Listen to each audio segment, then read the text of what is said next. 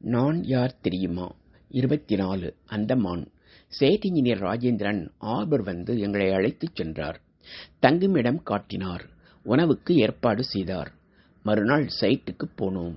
பெரிய project. Company MD வந்து அறிமுகப்படுத்தினார். வேலைகளைப் பற்றி விவரமாக பேசினார்.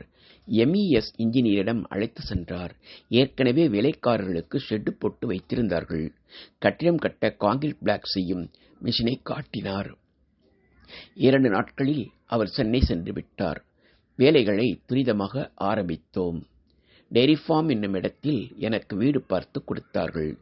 2 வாரத்தில் செல்வராஜ் தன்னுடைய குடும்பத்துடனும் வேலையாட்களுடனும் வந்தார்.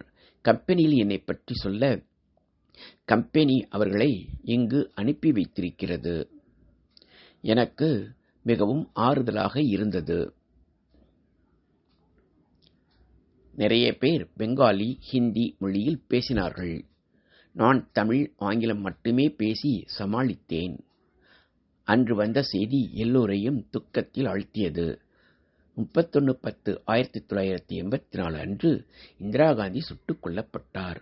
எல்லோரும் கண்ணீர் விட்டு அழுதனர். 3 மாதம் முடிந்தது. கம்பெனியில் பேசி அனுமதி வாங்கி விமானத்தில் சென்னை வந்தேன். குட்வில் நர்சரி பள்ளியை ஆல்வின் என்ற மாணவனின் தந்தையிடம் ஒப்படைத்தேன். அவர் சப் இன்ஸ்பெக்டர். அதனால் முறைப்படி எழுதி வாங்கிக் கொண்டார்.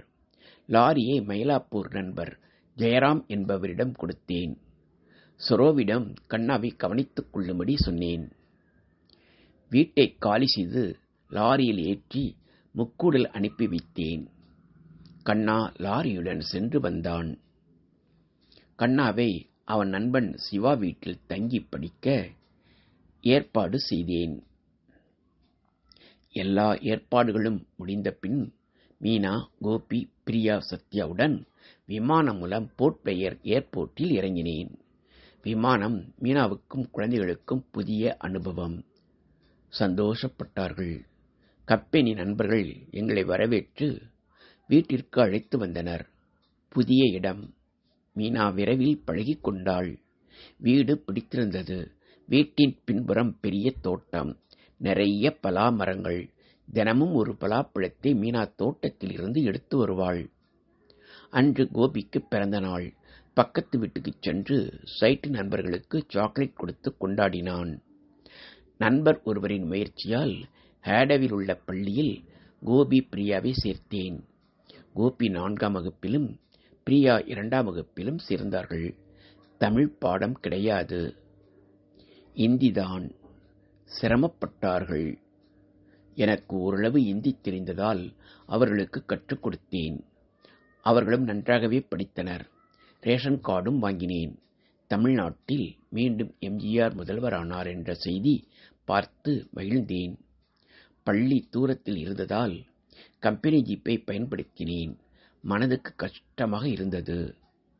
அதனால் பள்ளிக்கு அருகிலேயே வீடு ஒன்று பார்த்தேன். மர வீடு.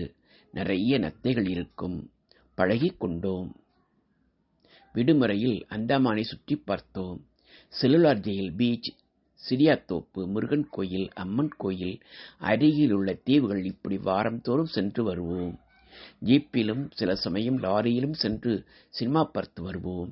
1985 ஜனவரி குடியரசு தினத்தன்று ஜனாதிபதி ஜெயலலிதா ரோட் ஷோ வந்தார். ஆடோ ஸ்கூலின் முன்னால் மாணவர்கள் யூனிஃபார்மோடு நின்று வரவேற்றார்கள். கோபி, பிரியாவும் கலந்து கொண்டனர். சந்தோஷப்பட்டனர். தம்பியின் கடிதம் மூலம் குடும்ப விஷயங்களை தெரிந்து கொண்டேன். தங்கை சரோவின் கடிதம் மூலம் சென்னையில் கண்ணாவின் சுகத்தை பற்றி தெரிந்து கொண்டேன். மீனாவின் அம்மா கடிதம் புஷ்பாவின் புதிய வாழ்க்கையை தெரிவித்தது. ஐடிபிஐ பங்களா கேர்டேக்கராக இருந்தாள். பிரச்சனைகள் இல்லை. மீனாவுக்கு சந்தோஷம். எனக்கும் நிம்மதி. 11ஆம் வகுப்பு தேர்வு முடிந்ததும் கண்ணாவை விமானத்தில் அனுப்பி வைத்தாள் சரோ. கண்ணாவை போர்ட் பிளேயரில் 12ஆம் வகுப்பில் சேர்த்து விட்டேன். கோபி, பிரியா, சத்யாவுக்கு கண்ணா வருகை சந்தோஷத்தை கொடுத்தது. சத்யாவை LKGயில் சேர்த்து விட்டேன். மீனாதான் சத்யாவை பள்ளியில் விடுவாள், கூட்டி வருவாள். மீனாவுக்கு நான் சொல்வதெல்லாம் வேதம், செய்வதெல்லாம் புதுமை. அதனால் எனக்கு முழு ஒத்துழைப்பு கொடுத்தாள். வீட்டை நன்றாக கவனித்ததுடன் எங்களையும் நன்றாக கவனித்துக் கொண்டாள்.